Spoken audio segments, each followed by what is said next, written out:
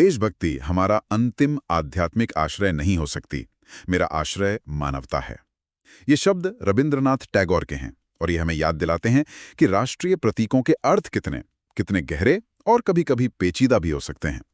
नमस्कार और स्वागत है। आज हम एक ऐसे गीत के सफर की गहराई से पड़ताल करने वाले हैं जो सिर्फ एक गीत नहीं रहा बल्कि भारत की आज़ादी की लड़ाई का नारा बन गया, वंदे मातरम। आज की हमारी ये पूरी चर्चा इंडियन एक्सप्रेस के एक बहुत ही बेहतरीन लेख पर आधारित है।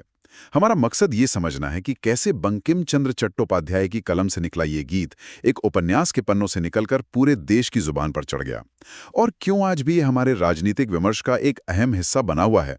और हाँ, ये चर्चा उन सभी के लिए बहुत काम की हो सकती है जो आधुनिक भारतीय इतिहास को समझना चाहते हैं, खासकर यूपीएससी की तैयारी करने वालों के लिए। तो चलिए इसकी परतों को एक एक करके खोलते हैं। तो सबसे पहला सवाल, एक गीत जो क्रांति का प्रतीक बन जाए, उसकी शुरुआत कैसे होती है? क्या ये किसी बड़े जलसे में लिखा गया था? नहीं, बिल्कुल नहीं। इसकी शुरुआत तो बहुत ही शांत और कह सकती हूँ निजी थी। ये गीत बंकिम चंद्र चट्टोपाध्याय ने 1875 के आसपास लिखा था, और मजे की बात यह है कि शुरू में ये बस एक कविता थी। बस एक कविता? जी, इसे उन्होंने अपने उपन्यास आनंद मठ में लगभग 6 साल बाद, मतलब 1881 में शामिल किया, और ये उपन्यास वो खुद में एक बहुत बड़ी कहानी है। अच्छा, तो ये गीत उपन्यास के लिए नहीं लिखा गया था, बल्कि उपन्यास इस गीत के लिए एक तरह का घर बन गया। लेकिन आनंद मठ का संदर्भ क्या था? क्योंकि किसी भी रचना का असली मतलब तो उसके संदर्भ से ही समझ आता है। आपने बिल्कुल सही पकड़ा। देखिए, आनंद मठ की कहानी 18वीं सदी के आखिर में हुए सन्यासी विद्रोहों पर आधारित है। सन्यासी विद्रोह? हाँ, ये वो दौर था जब बंगाल भयानक अकाल से जूझ रहा था और मुस्लिम नवाबों का शासन कमजोर पड़ रहा था। कहानी हिंदू सन्यासियों के एक समूह की है जो अपनी मातृभूमि को इन शासकों से आजाद कराने के लिए लड़ रहे हैं, और इसी कहानी के बीच में ये गीत आता है। तो मतलब ये गीत एक काल्पनिक कहानी के एक सीन में गाया गया था? जी। उपन्यास में एक किरदार है महेंद्र। वो अपना घर-बार छोड़कर भटक रहा है। जंगल में उसकी मुलाकात एक सन्यासी भवानंद से होती है, जो पूरी लय में वंदे मातरम गा रहा होता है। महेंद्र ये सुनकर चौंक जाता है और पूछता है कि ये माता कौन है जिसकी तुम वंदना कर रहे हो? और यहीं पे कहानी का सबसे अहम मोड़ आता होगा, है ना? बिल्कुल। भवानंद सीधे सीधे जवाब नहीं देते। वो बस गीत की अगली पंक्तियां गाने लगते हैं जिसमें देश की नदियों, फलों और हरियाली का जिक्र है। अच्छा। महेंद्र हैरान होकर कहता है, ये तो देश है, कोई माँ नहीं। इस पर भवानंद की आंखों में आंसू आ जाते हैं और वो एक ऐसी बात कहता है जो दिल को छू जाती है। क्या? वो कहता है, हम उस धरती के सिवा किसी और माँ को नहीं जानते जिसने हमें जन्म दिया है। बस इसी एक संवाद ने एक कविता को राष्ट्र की दैवीय कल्पना में बदल दिया। वाह, मतलब ये सिर्फ धरती का टुकड़ा नहीं रहा, ये भारत माता बन गई। बिल्कुल। एक उपन्यास का गीत जो भारत की आत्मा की आवाज बन जाए। ये सफर ये आसान तो नहीं रहा होगा। ऐसा तो नहीं हुआ होगा कि किताब छपी और अगले दिन पूरा देश इसे गाने लगा। नहीं नहीं। इसे बंगाल की गलियों से निकलकर पूरे देश तक पहुंचने में एक चिंगारी की जरूरत पड़ी होगी, है ना? बिल्कुल। इसे एक राष्ट्रीय मंच मिलने में लगभग 20-25 साल लग गए, और वो चिंगारी थी 1905 में लॉर्ड कर्जन का बंगाल को बांटने का फैसला। बंगाल विभाजन? जी।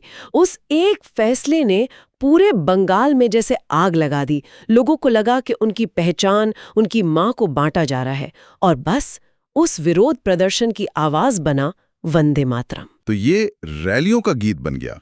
रैलियों का गीत, जुलूसों का नारा और क्रांतिकारियों का मंत्र। यानी बंगाल विभाजन के विरोध ने इसे एक स्थानीय गीत से उठाकर एक राष्ट्रीय आंदोलन का प्रतीक बना दिया। और यहाँ एक बहुत दिलचस्प बात है, ये गीत सिर्फ बंगाल तक सीमित नहीं रहा। अच्छा। और इसकी एक बहुत बड़ी वजह थी इसकी भाषा। भाषा?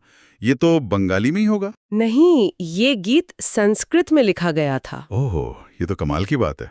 मतलब बंगाली में नहीं था, इसलिए इसे किसी एक क्षेत्र से जोड़कर नहीं देखा गया। एकदम सही। संस्कृत को उस समय एक पवित्र और एक तरह से पूरे भारत को जोड़ने वाली भाषा के तौर पर देखा जाता था। सही बात है। इसलिए महाराष्ट्र से लेकर पंजाब तक हर जगह के राष्ट्रवादी इससे आसानी से जुड़ पाए।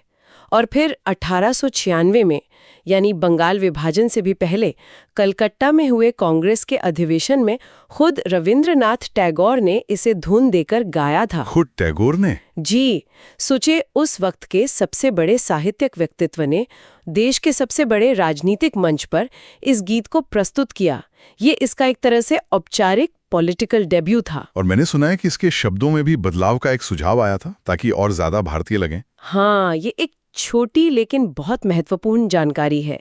गीत के मूल संस्करण में एक पंक्ति है, सप्त कोटि कंठ, यानी 7 करोड़ आवाजें। जो बंगाल की आबादी रही होगी? बिल्कुल, उस समय अविभाजित बंगाल की आबादी। तो उस दौर में ये सुझाव दिया गया कि इसे बदलकर 63 कोटि कंठ कर दिया जाए, यानी 30 करोड़ कंठ, जो उस वक्त पूरे भारत की आबादी थी। जी, ये छोटा सा बदलाव दिखाता है कि इसे सिर्फ बंगाल का नहीं बल्कि पूरे भारत का गीत बनाने की एक सचेत कोशिश हो रही थी। तो एक तरफ ये गीत आजादी के दीवानों में जोश भर रहा है, लोगों में एकता की भावना जगा रहा है, पर कहानी इतनी सीधी नहीं थी, है ना? नहीं, बिल्कुल नहीं।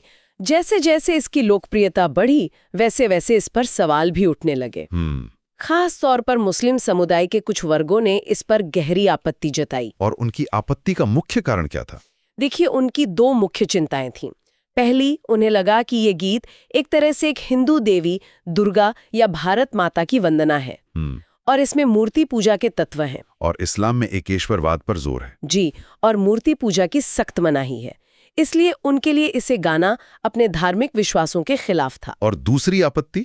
दूसरी आपत्ति उपन्यास आनंद मठ के संदर्भ से जुड़ी थी, जिसमें कहानी मुस्लिम शासकों के खिलाफ थी। इस वजह से भी कुछ लोगों में इस गीत को लेकर एक संदेह पैदा हुआ। ये तो कांग्रेस के लिए एक बड़ी दुविधा रही होगी। एक तरफ वो गीत है जो आजादी की लड़ाई का प्रतीक है, जी, और दूसरी तरफ मुस्लिम लीग और दूसरे समूहों की जायज चिंताएं।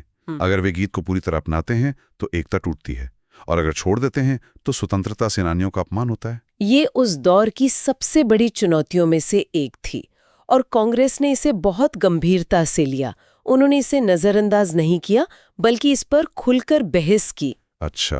अक्टूबर 1937 में कांग्रेस कार्य समिति यानी CWC ने इस पर एक लंबा और बहुत सोचा समझा प्रस्ताव पास किया और उस समिति में जवाहरलाल नेहरू, मौलाना अबुल कलाम आजाद और सुभाष चंद्र बोस जैसे बड़े नेता शामिल थे। तो उस प्रस्ताव में क्या फैसला लिया गया? वो एक तरह से बीच का रास्ता था, एक बहुत ही समझदारी भरा समझौता। प्रस्ताव में ये माना गया कि वंदे मातरम का स्वतंत्रता संग्राम से एक अटूट रिश्ता है।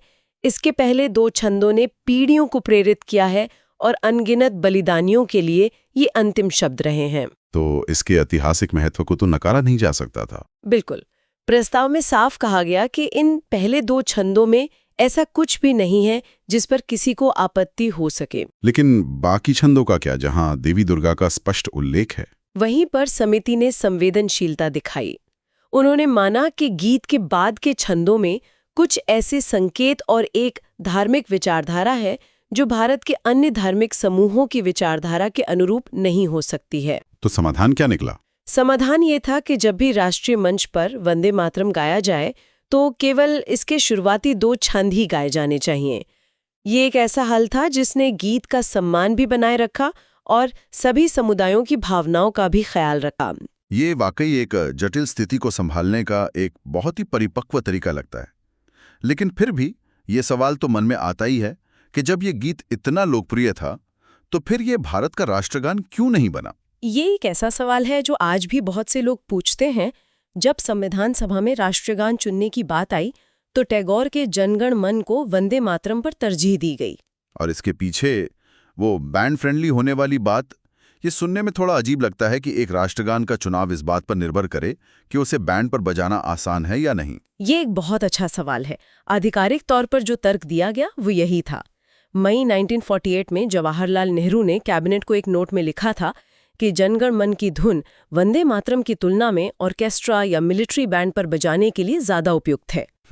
लेकिन हाँ, ये मानना भी मुश्किल है कि इसके पीछे की पुरानी बहस और विवादों का कोई असर नहीं रहा होगा। जनगण मन एक कम विवादास्पद और शायद ज्यादा समावेशी विकल्प था। हालांकि नेहरू ने यह भी साफ किया था कि वंदे मातरम का सम्मान हमेशा बना रहेगा। बिल्कुल। उन्होंने कहा था कि वंदे मातरम का भारतीयों के दिलों में एक गहरा सम्मान है और इसे जनगण मन के बराबर का दर्जा दिया जाएगा। इसीलिए इसे हमारा राष्ट्रीय गीत या नेशनल सॉन्ग कहा जाता है। और ये बहस ये आज भी खत्म नहीं हुई है। ये सिर्फ इतिहास की किताबों का हिस्सा नहीं है, आज की राजनीति में भी जिंदा है। हाँ, ये आज भी एक बहुत संवेदनशील मुद्दा है। लेखक स्वपन दासगुप्ता अपनी किताब में बताते हैं कि संघ परिवार और उससे जुड़े संगठनों में हमेशा से पूरा गीत गाने की परंपरा रही है, न कि सिर्फ कांग्रेस द्वारा अनुमोदित पहले 2 छंद। अच्छा। उनका मानना है कि गीत को उसके मूल रूप में ही सम्मान दिया जाना चाहिए। और हाल ही में प्रधानमंत्री की एक टिप्पणी भी आई थी इस पे। जी, जब प्रधानमंत्री नरेंद्र मोदी ने टिप्पणी की कि इस गीत को तोड़ा गया और टुकड़ों में काटा गया, तो इस पर एक बड़ी राजनीतिक बहस छिड़ गई थी। विपक्ष ने इस पर कड़ी प्रतिक्रिया दी। ये दिखाता है कि 80-90 साल पुरानी बहस आज भी कितनी ताकत रखती है। तो एक कवि के मन की उपज से लेकर एक उपन्यास के पन्ने तक, फिर स्वतंत्रता संग्राम का नारा बनने से लेकर संविधान सभा की बहस और आज के राजनीतिक विमर्श के केंद्र तक, वंदे मातरम का सफर वाकई बहुत लंबा और उतार चढ़ाव भरा रहा है। और यही इसकी सबसे बड़ी सीख है। वंदे मातरम सिर्फ एक गीत नहीं है, ये इस बात का जीता जागता सबूत है कि राष्ट्रवाद कोई एक ठोस चीज नहीं है। ये हमेशा बदलता रहता है, इस पर हमेशा बहस होती है। इसकी कहानी हमें दिखाती है कि एक राष्ट्र को बनाने में सिर्फ जोश ही नहीं, बल्कि मुश्किल समझौते और एक दूसरे की भावनाओं को समझने की कोशिश भी लगती है। वाकई ये भारत की पहचान, धर्मनिरपेक्षता और राष्ट्रवाद पर चल रही कभी न खत्म होने वाली बहस का एक प्रतीक है। आज की चर्चा के बाद एक सवाल सोचने के लिए छोड़ जाते हैं। किसी राष्ट्रीय प्रतीक का असली मतलब क्या होता है? क्या वो मतलब होता है जो उसके रचने वाले ने सोचा था, या वो जो एक पीढ़ी उसे संघर्ष के दौरान देती है, या फिर वो जो आज का समाज अपनी राजनीति और विचारधारा के हिसाब से उसमें देखता है? हमें उम्मीद है कि आपको ये गहरी पड़ताल पसंद आई होगी। अगर ये चर्चा आपको उपयोगी लगी तो कृपया इसे लाइक करें और हमारे चैनल को सब्सक्राइब करें। आपकी कोई भी सवाल या विचार हो तो नीचे कमेंट्स में जरूर लिखें। अगली बार फिर मिलेंगे एक और दिलचस्प विषय के साथ।